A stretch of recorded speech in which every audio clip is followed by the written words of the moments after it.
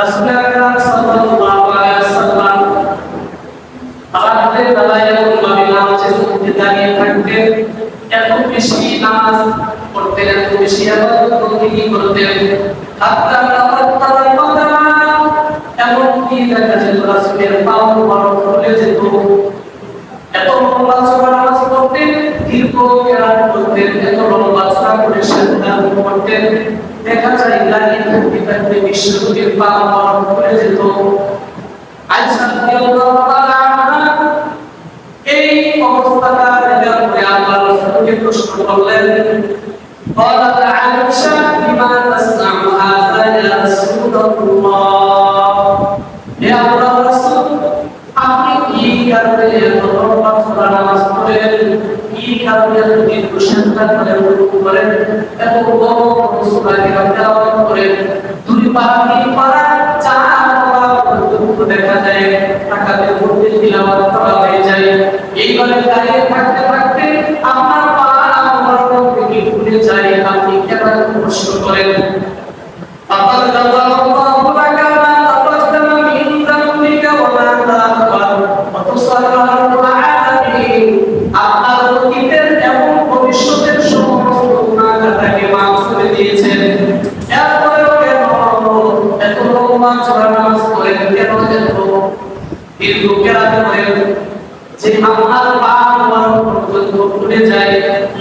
আল্লাহর রাসূল বলেন, হে আয়েশা শুনো, আফালা তুহিব্বু আবদান শাকুরা, আমি মুহাম্মদ রাসূলুল্লাহ পছন্দ করি, আমি মুহাম্মদ রাসূলুল্লাহ চাই আল্লাহ তোমাদের যেন আমি নিয়ামতের শুকরিয়াকারী বান্দা হিসেবে দাঁড়াতে পারি, আমি যেন আল্লাহর কাছে নিয়ামতের শুকরিয়াকারী বান্দা হয়ে যেতে পারি। আল্লাহ যেন আমাকে বিশুদ্ধ হিসেবে দুনিয়াতে প্রেরণ করলেন, এই সাত আসমান জমি আমি রাসূলের আগে সৃষ্টি করলেন, রাসূলের সুবাদে কায়নাত সৃষ্টি করলেন, আমাকে যেন মহামর্যাদার অধিকারী করলেন, আমি যেন আমাকে না ভুলে যাই, এই নিয়ামতের শুকরিয়া আদায় করার জন্য আমি যেন আমার প্রতিপায় চেষ্টা করি।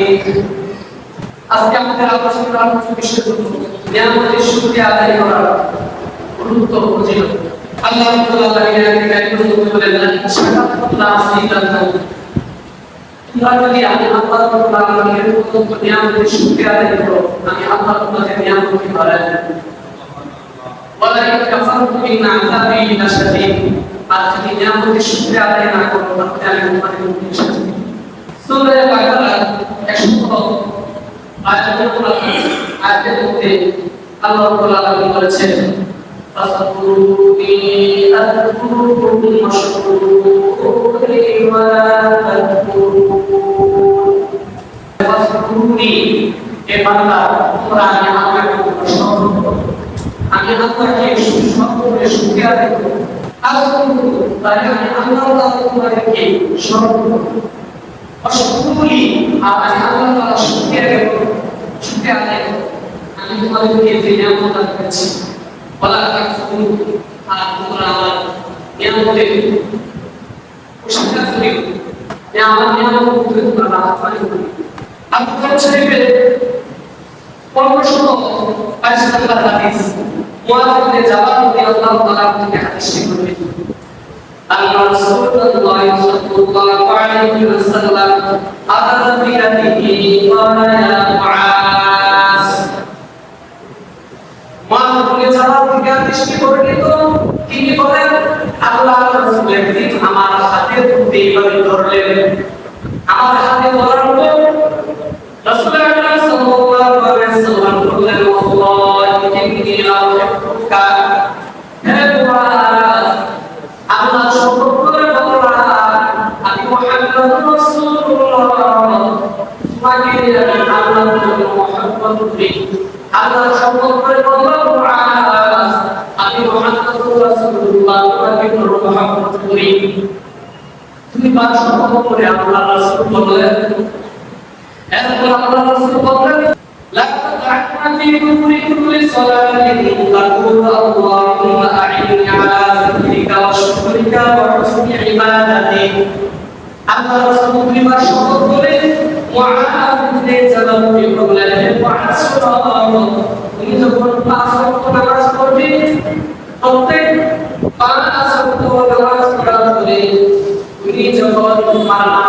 শেষ করবে প্রত্যেক নামাজের পরে তুমি এই ওয়াদা করবে আল্লাহুম্মা আ'ইননি আলা আমাকে আপনি তৌফিক দান করেন আলা যিকরিকা আপনাকে স্মরণ করার জন্য আপনাকে যেন স্মরণ করতে পারি তৌফিক দান করেন ওয়া শুকরিকা আপনার শুকরিয়া আদায় তৌফিক দান করেন ওয়া হুসনি ইবাদাতি আত্ম দানি দানি এবং আমি যেন করতে পারি সেই তৌফিক আমাকে দান করে দেন আল্লাহ রাসূল বলেন মুআজ আমি তোমাকে মহব্বত করে আল্লাহর শপথ করে বললাম তুমি আল্লাহর কাছে চাও আল্লাহ তাআলা যেন তোমাকে আল্লাহর শপথকারী বান্দা বানায় দেয় আল্লাহ তাআলা শুকরিয়া করার বান্দা বানায় দেয় আল্লাহ তাআলার নেক কাম করার প্রিয় বান্দা বানিয়ে দেয় আল্লাহ রাসূল শিক্ষা দিলেন যে শুকরিয়া আল্লাহর কাছে চাইতে হবে আল্লাহ তুমি আমাদের শুকরিয়া আদায় করতে তৌফিক দান করুন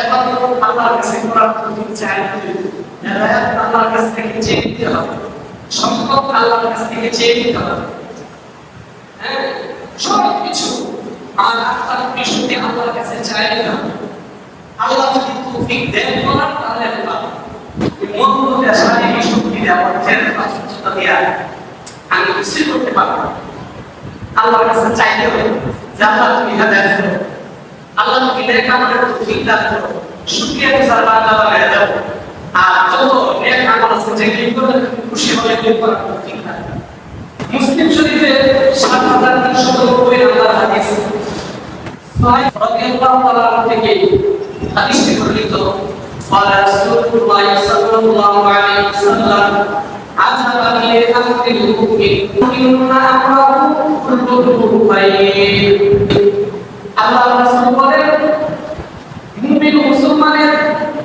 প্রত্যেকটা জিনিস বড় আজীব বড় আশ্চর্যজনক কারণ মুমিনের প্রত্যেকটা কাজের মধ্যে তার জন্য কল্যাণ রয়েছে ওয়ালাইসা যালিকা লিআহাদিন ইল্লাল মুমিন আর এই কল্যাণের বিষয়টা অন্য কারোর মধ্যে নয় অন্য জাতির মধ্যে নয় শুধু মুমিন মুসলমানের প্রত্যেকটা কাজের মধ্যে কল্যাণ কিভাবে কল্যাণ ইন আসাবাতু সাররাতু শাকারাতু মুসলমানের কাছে যখন খুশির বিষয় আসে সুসংবাদ আসে এরপরে যখন শাকার আসে শুকরিয়া আদায় করে আল্লাহর কাছে যখন সেই কৃতজ্ঞতা জ্ঞাপন করে এটা ওই মুমিনের ব্যক্তির জন্য বড় কল্যাণকর যে তার নিয়ামত আশা করে সে শুকরিয়া জ্ঞাপন করেছে এটা তার জন্য কল্যাণ আল্লাহ রাসূল বলেন ওয়া ইন আসাবাতু দাররা সাবারা যখন কোন বিপদ মুসিবত তার কাছে পৌঁছে যায় তখন ধৈর্য হারা হয় না বরং সে ধৈর্যের পরিচয় দিয়ে সবর আসে ধৈর্য ধারণ করে সেই থেকে ধৈর্য ধারণ করে মেনে নেয় আল্লাহর কাছে খুশি থাকে ফাকানা ফায়রুন ওইটাও তার জন্য বড় কল্যাণ তাহলে মুমিন মুসলমান যদি শুকরিয়া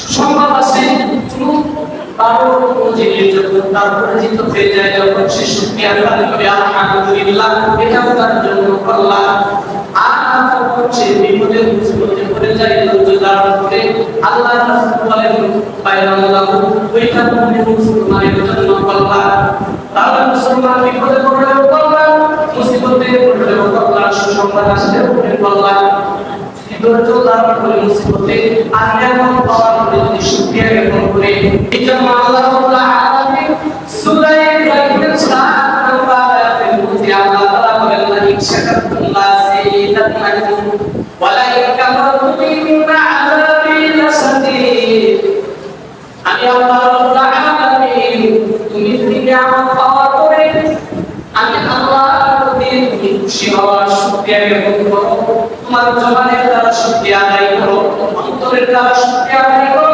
আর তুমি আমার ইবাদতের মাধ্যমে শুকরিয়ার পরিপ্রকাশ ঘটাও আমি আল্লাহ কসম করে বললাম অবশ্যই তোমার নিয়ামত বাড়িয়ে দেব আর যদি শুকরিয়া আদায় না করো আমার মুক্তি করো আমার শাস্তি করো শাস্তি আমার আযাব করো আযাব আমার যন্ত্রণা অনুভূতি যন্ত্রণা আপনারা শুনবেন ৭৭ নম্বর হাদিস আবু বকর রাদিয়াল্লাহু তাআলা থেকে হাদিস বর্ণিত তিনি বলেন যে আল্লাহ কানা ইযা জাআহু আমরুন আও বুশিরা বিহি খারাসাতিলাম শাকিরা।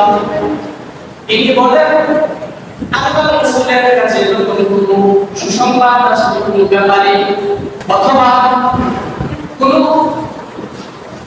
আনন্দের বিষয় আল্লাহ রাসূলের সামনে আসতো, তখন আল্লাহ রাসূলের ছিল আল্লাহ রাসূল সাথে সাথে সেটাই বলে দিতেন, আল্লাহ আমি তো এই সুসংবাদের উপযুক্ত ছিলাম না, আমি তো এই নিয়ামত পাওয়ার হকদার না, আমি তো বড়টা বলবান, তুমি বড় মায়া করে দয়া করে অনুগ্রহ করে আমার মতো একজন ব্যক্তিকে এই নিয়ামত দান করেছো। আল্লাহ রাসূল শুকরিয়া আদায় আমাদের সাথে সাথে সেটাই বলে দিতেন। এরপরে আবার কি করতেন? শাকিরা এবং বেদরাও শুকরিয়া আদায় করতেন। সেটার মধ্যে বলে আল্লাহ তোমার শুকরিয়া কেমন করতেছি, তুমি যে কত মহান, আমাকে এই সুসংবাদ দিয়েছো, আমার জন্য এই কল্যাণের ফয়সালা করেছো। এই জন্য নিয়ামত যদি কোনো সময় আসে হাজার কথা উঠায়, আল্লাহ কল্যাণ যদি আমার জন্য ফয়সালা হয়, তাহলে সেটা দেওয়ার মধ্যে শুকরিয়া দেয়। আপনি শিক্ষা দিলেন, তোমার যদি কোনো নিয়ামত আসে তুমি সাথে সাথে সাথে বলে যাবে না, এত ফয়সালা মালিকের দেখছি। তুমি যখন নিয়ামত পাওয়ার পরে সেজদায় চলে যাবা, আল্লাহ তাআলা তোমাকে আরো অসংখ্য অগণিত অপূর্ণ নিয়ামতের ধনভাণ্ডারে আল্লাহ তোমাকে ভরে দেবে। পৃথিবীর কোনো জিনিস স্থায়ী নয়, পৃথিবীর কোনো বস্তু স্থায়ী নয়। আল্লাহ তাআলা সূরা রহমানের মধ্যে বলছে, কুল্লু মা আলাইহা ফান, প্রত্যেকটা জিনিস একদিন ধ্বংসের দিকে বেড়ে উঠবে, একবারে নিঃশেষ হয়ে যাবে, ধ্বংস হয়ে যাবে। ওয়ায়াবকা ওয়াজহু রাব্বিকা যুল জালালি ওয়াল ইকরাম, শুধু আগে মহান পবিত্র সত্তাই থাকবে। ফাবিআইয়ি আলাই রাব্বিকুমা তুকাযিবান, তোমরা আমি আল্লাহর নিয়ামত খুশি। সূরা আল-নাহলের 8 নম্বর আয়াত আল্লাহ সুবহানাহু বলে, ওয়া ইন তা'বুদু নি'মাতাল্লাহি লা তুহসুহা। আমি আল্লাহ রাব্বুল আলামিন তোমাদেরকে, আমি আল্লাহ তাআলা তোমাদেরকে যে পরিমাণ নিয়ামত দান করেছি, এই নিয়ামতের শুকরিয়া কেমন করে শেষ করতে পারবে না। আমি আল্লাহ যে নিয়ামত দিয়েছি যে আগুন দিয়ে মনে করে তুমি শেষ করতে পারবে না। এত সংখ্যক নিয়ামত তোমার পা থেকে মাথা পর্যন্ত দামি দামি অঙ্গ প্রত্যঙ্গ আমি দান করে দিয়েছি। আসমান থেকে জমিন পর্যন্ত অসংখ্য অগণিত নিয়ামত দিয়ে আমি তোমাকে ঢুকে রেখেছি। শুধু এখানে শেষ নয়, আল্লাহ রাব্বুল আলামিন বলেন সূরা লুকমানের 27 নম্বর আয়াত, ওয়ালাউ আন্না ফিল আরদি মিন শাজারাতিন আকওয়াবুন ওয়াল বাহরু ইয়ামুদ্দুহু মিন বা'দিহি সাবা'াতু হুরুম মা নাফিদাত কালিমাতুল্লাহ ইন্নাল্লাহা আজিজুল হাকীম। আল্লাহ তাআলা বলেন, আমি আল্লাহ তাআলা এত পরিমাণ নিয়ামত তোমাকে দান করেছি, তুমি যদি সমস্ত পৃথিবীর গাছগুলোকে, তুমি গরম পানি গরম বাতাস সারা পৃথিবীর গাছগুলোকে আর যত সমুদ্র সাগর দিয়েছি, সব সমুদ্র সাগরের পানিগুলিকে তুমি গরমের কালি বানাও, এরপরে যদি আবার সাত সমুদ্র পরিমাণ পানি দিয়ে যদি আবার কালি বানানো হয়, এই সব কিছু দিয়ে যদি আমি আল্লাহর প্রশংসা লাগা হয়, আমি আল্লাহর নিয়ামত লাগা হয়, আমি আল্লাহ তাআলার রহমত লাগা হয়, তারপরে আমি আল্লাহর যে পরিমাণ নিয়ামত তোমাকে দান করেছি একে শেষ করতে পারবে না। আল্লাহ রাব্বুল আলামিন বলেন, এত পরিমাণ নিয়ামত আমি তোমাকে দান করে দিয়েছি। হাদিস শরীফে 3464 নম্বর হাদিস, 3464 নম্বর হাদিস, আবু হুরায়রা রাদিয়াল্লাহু তাআলা থেকে হাদিসটি বর্ণিত। আবু হুরায়রা রাদিয়াল্লাহু তাআলা বলেন যে আল্লাহর রাসূল একদিন আমি আবু হুরায়রাকে বনি ইসরাইলের তিন ব্যক্তির ঘটনা শুনিয়েছেন। তিন ব্যক্তিকে, বনি ইসরাইলের তিন ব্যক্তিকে আল্লাহ তাআলা নিয়ামত দান করেছিলেন। এই হাদিসের মধ্যে বলেন, এক নাম্বার ব্যক্তি হলো একজন কুষ্ঠ রোগে আক্রান্ত ছিল, শ্যাম রোগে আক্রান্ত ছিল, কুষ্ঠ রোগী। দ্বিতীয় নাম্বার ব্যক্তি হলো আল্লাহ রাব্বুল আলামিন তাকে মাথার মধ্যে পাক দিয়েছিলেন, মাথায় চুল ছিল না, পাক কলা ব্যক্তি ছিল। তৃতীয় নাম্বার ছিল ব্যক্তি, এই তিন ব্যক্তির কথা বর্ণনা করেন। হাদিসের মধ্যে বলেন একজন ফেরেশতাকে কুষ্ঠ রোগীর কাছে পাঠানো হলো, করে বলছে তুমি কি চাও? বলছে আমার এই কুষ্ঠ যেন ভালো হয়ে যায়, আমার শরীরের মধ্যে যেন সুন্দর পশম যায় এবং নতুন চামড়া আমার শরীরের ভিতরে উঠে, আর এই কুষ্ঠ মুক্ত হয়ে যায়, মানুষ যেন আমাকে আর ঘৃণা না করে। ওই লোককে দেখা যায় ওই কুষ্ঠ রোগীর শরীরের মধ্যে এইভাবে হাত বুলিয়ে দিলেন, হাত বুলিয়ে দেওয়ার পর সাথে সাথে তার কুষ্ঠ রোগ থেকে মুক্ত হয়ে পরিপূর্ণ সুস্থ হয়ে গেল। এরপরে ব্যক্তি জিজ্ঞেস করলো, এরপর তুমি মাল সম্পদের মধ্য থেকে কোন সম্পদ তোমার পছন্দ? ওই কুষ্ঠরোগী বলল আমি খুব বেশি পছন্দ করি। ওই ব্যক্তি সাথে সাথে তাকে একটি 10 মাসের গর্ভবতী তাকে দান করে দিলেন। আল্লাহর কাছে দোয়া করলেন, আল্লাহ এই কুষ্ঠরোগী ব্যক্তি সুস্থ হয়েছে, তার প্রতি পছন্দ তাকে তুমি দিয়ে দেওয়া হয়েছে, তুমি তার মধ্যে খায়াত প্রদান করো। কিছুদিন পরে দেখা গেল কি বাড়তে বাড়তে তার বিশাল পারে পরিণত হয়েছে, অনেক শক্তিতে পরিণত হয়েছে। এরপর আবার দ্বিতীয় ব্যক্তির কাছে গেল, গিয়ে দেখলো তোমার কি সমস্যা হচ্ছে? আমার মাথার মধ্যে দাগ থাকার কারণে আমার মাথায় কোনো চুল নাই, সবাই আমাকে উপহাস করে ঠাট্টা বিদ্রুপ করে আমাকে, আপনি এই মাথার দাগ যেন চলে যায়, চুল গজায় যেন মানুষের সাথে ভাষা করতে পারে, কেউ যেন উপহাস না করে। সাথে সাথে ওই ব্যক্তির মাথার মধ্যে হাত বুলিয়ে দিলেন, সাথে সাথে চুল গজিয়ে গেল, কালো চুল, সুন্দর চুল। এরপর বললেন কোন মাছ পছন্দ করো? বলছে আমি গরু গাভী পছন্দ করি। ওই ব্যক্তি তাকে একটি গর্ভবতী গাভী দিয়ে দিলেন। এরপরে তার জন্য দোয়া করে দিলেন, এই ব্যক্তির এই গর্ভবতী গাভীর মধ্যে তুমি খায়াত দান করে দাও। ওই ব্যক্তির দোয়ার মধ্যে তাকে খায়াত দান করে দিলেন। এইভাবে দেখা যায় সে লালন পালন করতে করতে তার অনেকগুলি গাভী হয়ে গেল, অনেকগুলো গাভী তার হয়েছে। দ্বিতীয় ব্যক্তির অন্য ব্যক্তির কাছে গেল, তোমার কি সমস্যা? আল্লাহ সুন্দর দুনিয়া দেখতে পারি না, আমার মনের মধ্যে বড় কষ্ট, আমার কষ্টটা হলো আমাকে যেন আল্লাহ আমার দৃষ্টি শক্তি ফিরিয়ে দেন। ওই লোকটি আমার চোখের মধ্যে হাত দিল, সাথে সাথে তার দৃষ্টি শক্তি ফিরিয়ে পেল। এরপর ওই লোকটা তাকে জিজ্ঞেস করলো, তোমার মা থেকে কি সম্পদ তোমার পছন্দ? বলছে বকরি আমার পছন্দ, তাকে একটা বকরি দিয়ে দিলেন। বলে আর কোনো বকরি লালন পালন করতে করতে অনেকগুলি বকরি হয়ে গেল, কারণ ওই লোকটি বরকতের দোয়া করেছে। ওই লোকটি ছিল একজন ফেরেশতা, পরীক্ষা করার জন্য এই তিন ব্যক্তির কাছে আল্লাহ তাআলা ফেরেশতাকে পাঠিয়েছে। এরপর এই ফেরেশতা একজন মুসাফিরের বাহানা ধরে, একজন পথিকের বাহানা ধরে সর্বপ্রথম কুষ্ঠ রোগীর কাছে গেল, তাকে স্মরণ করা দিলেন, তোমার কুষ্ঠ রোগ ছিল, আল্লাহ তোমাকে সুস্থতা দান করেছে, তোমার কুষ্ঠ রোগ গর্ভবতী তোমাকে দিয়েছে, সে নিয়ামতের না শুকরিয়া করলো না, আল্লাহ তাআলা আমাকে কিছু দেয় নাই, আমার বাপ দাদার পূর্বপুরুষ থেকে পাওয়া সম্পদের উত্তরাধিকারী হিসাবে আমি সম্পদওয়ালা। ফেরেশতা দোয়া করলেন, আল্লাহ তাকে যখন কুষ্ঠ রোগী করেছিল আমার করে দাও, মা সম্পদ বিনষ্ট করে আগের মতো করে দাও, আমার আগের মতো করে দেওয়া হলো, সম্পদ সব শেষ হয়ে গেল। দ্বিতীয় ব্যক্তির কাছে গেল, ভাই তোমার তো আল্লাহ তাআলা কার মাথা ছিল, আমি কিন্তু তোমাকে ভালো করেছি, তুমি স্মরণ করে দেখো, তোমার মাথার মধ্যে দাগ ছিল, সবাই গিয়ে হাসতো, সবাই উপহাস করতো যে আল্লাহ রাব্বুল আলামিন তোমাকে এই দাগ মাথা ভালো করে সুন্দর চুল গজিয়েছে। এরপরে সম্পদ ছিল না, তোমাকে গাভী দেওয়ার মধ্যে গর্ভবতী গাভীর মধ্যে তোমার অনেক গরু গাভী হয়েছে। এখান থেকে আমি মুসাফির, আমি অসহায়, আমি নিঃস্ব, আমার কিছু নাই, বাসায় যাওয়ার মতো একটা গাভী দান করো। ওই ব্যক্তি বলতেছে তুমি ভুল বলেছ ভাই, এই সম্পদ আল্লাহ আমাকে দেয় নাই, এই সম্পদ আমি আমার বাপ দাদার আমল থেকে উত্তরসূরিতে পেয়েছি, বাপ দাদার সম্পদ ছিল তার উত্তরাধিকারী হিসেবে পেয়েছি। ওই ফেরেশতা বলল, আল্লাহ আগের মতো পার বলা বানায় দাও, সম্পদ আগের মতো তুমি তার ধ্বংস করে দাও, মুহূর্তের ভিতরে ধ্বংস হয়ে গেল।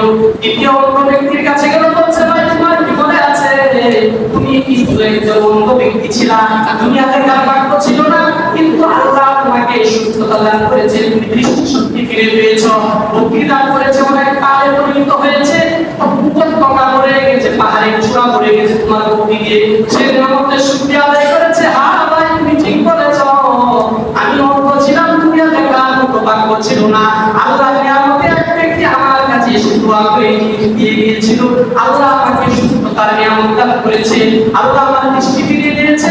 আরে বকরি হলো আল্লাহ তাআলা আমাকে ওই ব্যক্তির ছিলায় দান করেছিল, বরকতের দোয়া করার কারণে হয়েছে।